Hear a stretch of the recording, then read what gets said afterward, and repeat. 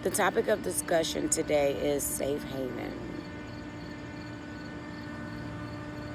What is a safe haven? A safe haven is a place of refuge or security. Me as a woman, I can call my aunt, my mom, my sisters, my cousins, my best friends, my dad. I have resources available to me to where I'm able to seek refuge and security in others when I'm going through something and I can be emotional, vulnerable, and transparent and honest. Whereas men, they don't have that. And the topic today is safe haven. Where and what will be a man's safe haven, right? So I have 4 children. I have 1 daughter and 3 sons and 2 granddaughters. I have brothers, I have cousins, I have nephews, I have homeboys, I have significant other, I have children's fathers. I have a lot of men around me, and I look at them and they're strong and they hold their head held high, and it's like a persona. I'm not saying that they're not real men or young men, because that's totally not what I'm saying, but I can see through the persona. When they're feeling weak, they have to stay strong or hold their head up, and usually it's because of the family behind them. They have to keep up this strong persona. However, they get weak too. That don't mean that they're weak. That means that they get weak. They're human. Where is a man's safe haven? Where? Most of the time, your safe haven, again, is a place of refuge and security. That's your home. Your home is your castle. That's where you can take the hat off and put your feet up, get your feet rubbed on, and you can empty your cup out to your significant other or whomever you hold dear to your heart. You should be able to do that. Then they fill your cup up and you get back out and do it all over again, right? And I know people will feel like I'm being biased, and I guess I am. And that's okay. This video isn't for everybody. As long as I reach one person, that's all that matters to me. What would be a man's safe haven? Honestly, that is the topic of discussion today.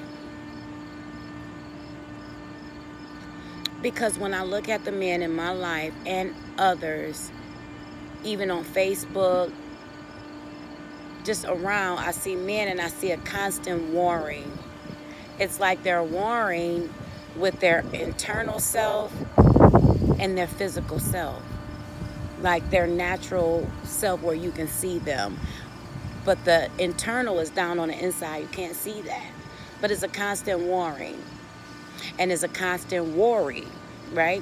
So I see, you ask a man, how are you? They're going to say, all right. 9 times out of 10, they aren't all right. They're worried about this, they're worried about that, trying to do this, take care of that, and it's constant. But they don't have refuge and security, that safe haven, to where they can even begin to be vulnerable and say what they're really dealing with. Why?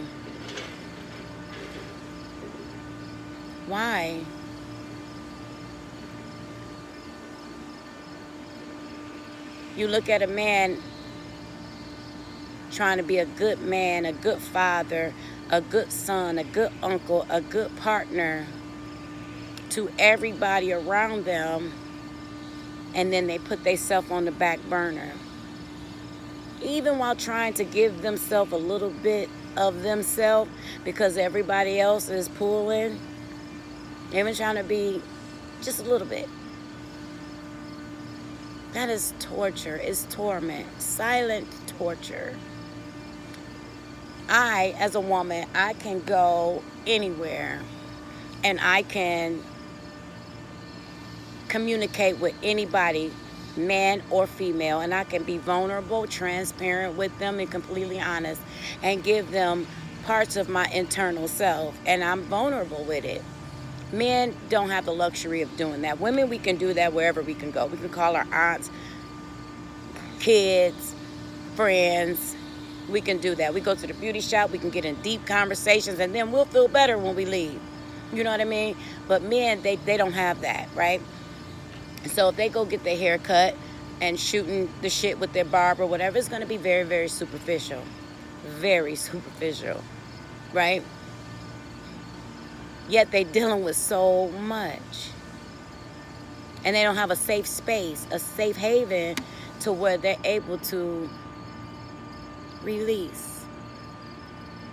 Why? Could it be? Could it be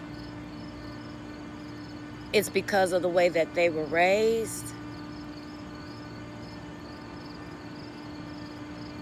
Have they become a product of their environment? It's too many men. Black, white, Chinese, Mexican. I see it all the time.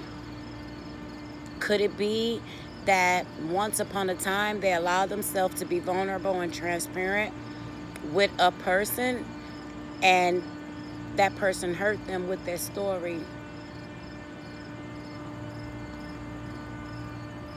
Could it be that they used that story against them or told other people?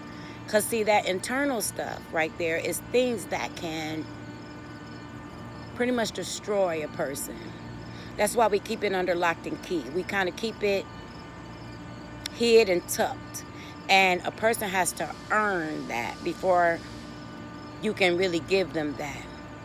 But even after you earn it, and you done showed yourself as being loyal and being this person, that safe space, they still don't allow you into that space. What is a man's safe haven? I ask myself that. We say we want to restore the family unit. We have to restore the man first. And I just have to say, you know,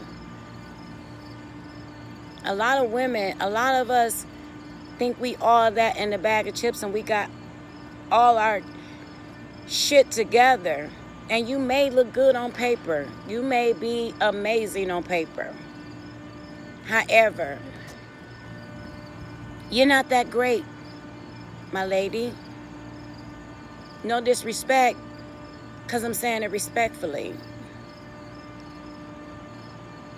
I know I have some things that I can work on to help myself to become a better me. And I'm all right with that. I am a work in progress. But while I'm working on myself to become a better me for myself, my children, my significant other, so that I can walk in God's purpose for my life, I take full accountability for everything that I do or have done.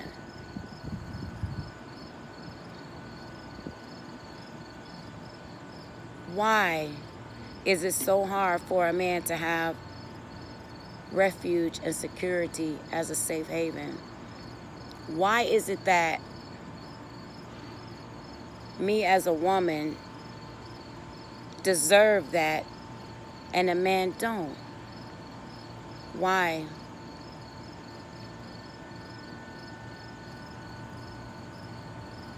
Why? What is a man's safe haven?